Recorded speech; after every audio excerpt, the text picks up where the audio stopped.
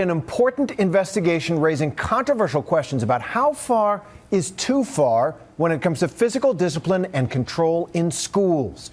For most kids, the worst they've got to fear from unruly behavior in class, it's a trip to the principal's office. But in some schools, students are receiving far more severe treatment, like being locked in windowless cells or stuffed into bags. Now, some of the footage you're about to see is not easy to watch.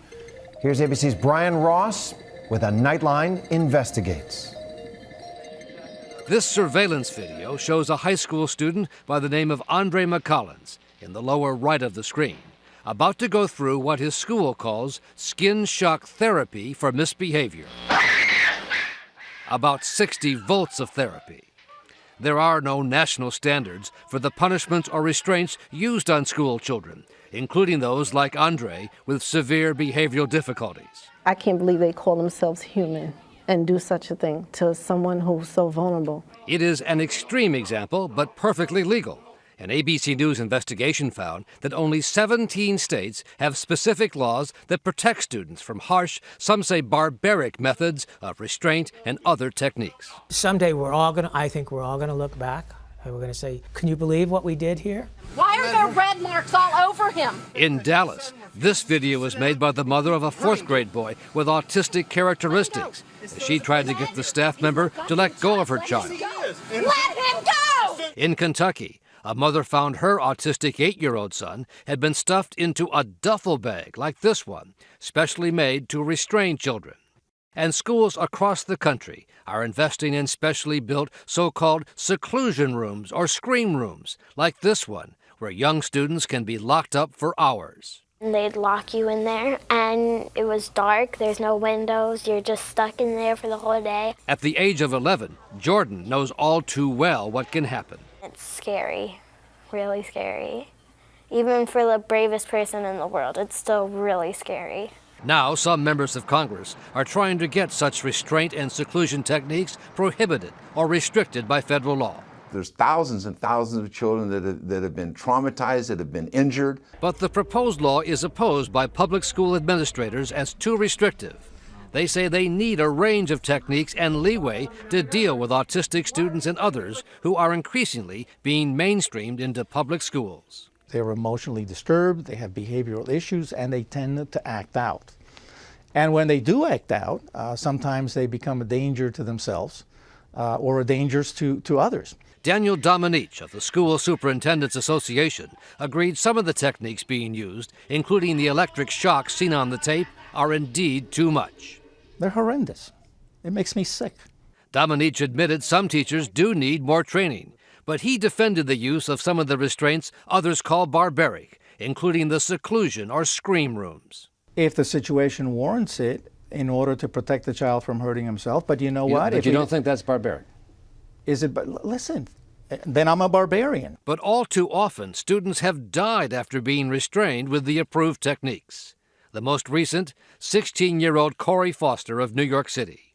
A surveillance tape shows the young man at a residential school for students with special needs, as he apparently refused to stop playing basketball. Teachers and staff surround him. 1, 2, 3, 4, 5. And then, says his mother, Sheila Foster, they forced him to the ground. And now he's down. They're pulling him down, yes. The school says its staff used what it called a correctly performed and state-approved therapeutic hold, and only after other de-escalation techniques failed with Corey. There was nothing therapeutic about that. A short time later, Corey Foster was dead.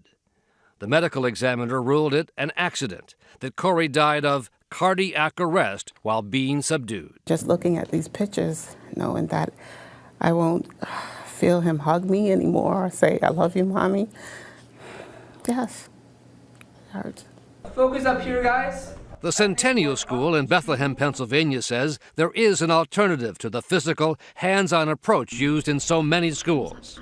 Here, there are no seclusion rooms, and teachers almost never use any restraints, even though the students here all have a history of trouble or violence at other schools. But that isn't fair! We watched as one student, 9-year-old Vinny, started acting up in the classroom. The teachers separated him from the others, but never put a hand on Vinny. We walked away. We reminded him to use a calm body and polite words. And that worked. It did work. It may take a while, but it's certainly better than putting my hands on him. That's the philosophy that the school's director, Dr. Michael George, would like to see spread across the country. So you don't think these restraints, these seclusion rooms, you don't think they work? I do not. I think they contribute to the problem. How so? They make children angrier. They make children resentful. They make children want to engage in more aggression, to get even, to get back. And we heard just that from 6 of the Centennial students, including Jordan. You felt scared and upset and you were already angry. They described how they said they were dealt with at previous schools. They cross your arms and like hold you like that. They had this really big man that pinned me to the ground. They would just literally just lay on top of you and you'd just be laying there, can't move. It was really hard to breathe. Do you think that kind of thing works? Does that? No. No. It makes things worse, sir. Makes it worse? It makes things worse because that's how I get angrier and angrier, and then suddenly I feel like bursting into flames.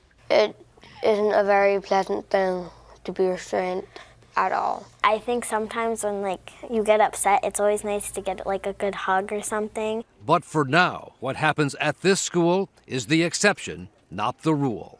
For Nightline, Brian Ross, ABC News.